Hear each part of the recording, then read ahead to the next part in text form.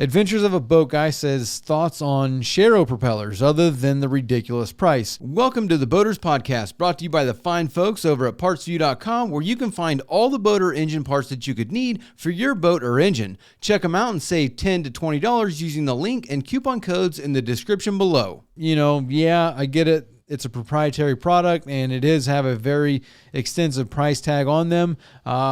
Obviously, they're probably trying to recoup some R&D money, maybe. I don't know. But, they do have a pretty ridiculous price, even though they have come down quite a bit. But, $5,000 for a propeller is still, that's still a pretty astronomical number.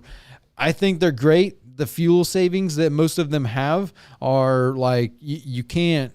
There's no comparison. So the design and the way it works is just outstanding. So I wonder where the technology is going to go. I also kind of wonder, I don't know about the patents and all the other stuff that goes into that technology that Sharrow has, but I have seen a similar design with the ribbon or whatever you want to call it. I would call it a ribbon kind of thing. But I've seen those designs used on drones and other aeronautics type of equipment.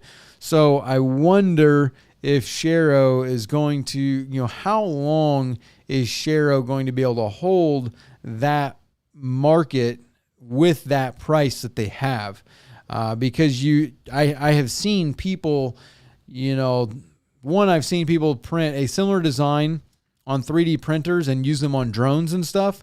And I've also seen things of people using them and printing a similar design on, propellers.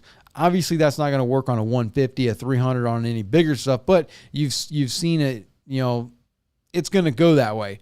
The product is there. People can see it. People can copy it. So I wonder, are they going to be able to hold the market with the price tag that they have, or at what point in time does it become more economical for the average recreational boater to be able to buy? Because if you can buy a propeller for $500 or you can buy one for $5,000, your average person's not going to be able to buy that. So they're priced. That's a whole discussion all in of its own, but you cannot negate the benefits. So, all of the research and the data is there. They're outstanding. So, I've seen people that have gotten a 40% fuel economy increase. So it is an astronomical number on the economical side of the propeller and its design. So I think they're awesome. I think they're, the problem with the price is obviously a problem with the price. And, you would think that given the ability that there is in the designing of a propeller and the manufacturing of a propeller. Look at Mercury. Mercury pumps out props all day long. They make hundreds of thousands of propellers.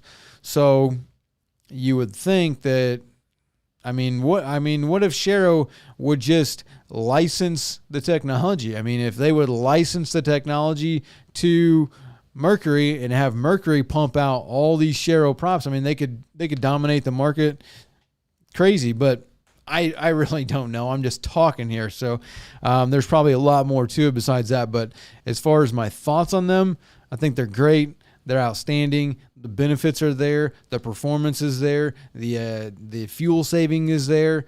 But like you said, a $5,000 prop is, a pretty ridiculous price. So those are my thoughts. Mel says, good videos, bro.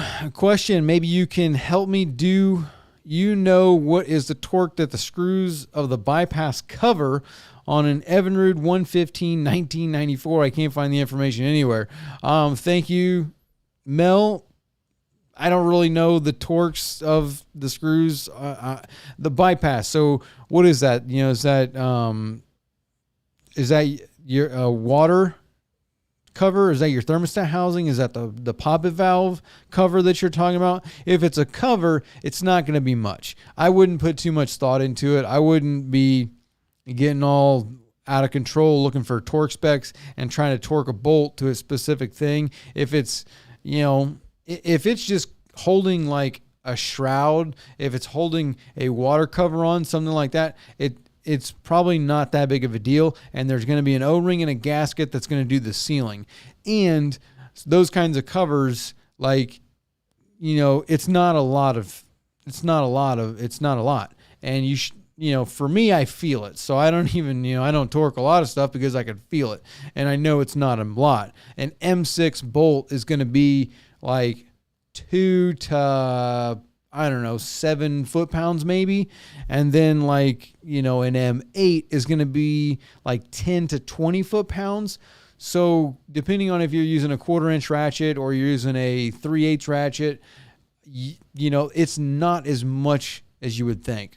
5 foot-pounds is nothing.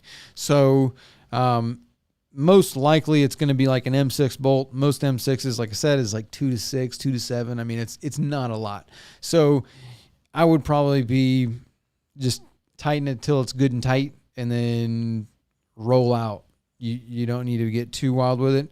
If it's a cylinder head or something like that, totally different. If you're torquing a lower unit on a rebuild, a power head, that's totally different. But on just a cover of something, and again, a small bolt, it's not going to be a lot. So if it's got an O-ring or a gasket there, I wouldn't get too concerned about it. Just tighten until it's tight. Don't break the bolt. So if you like this clip, you can watch the full podcast over here, or you can watch another clip over here.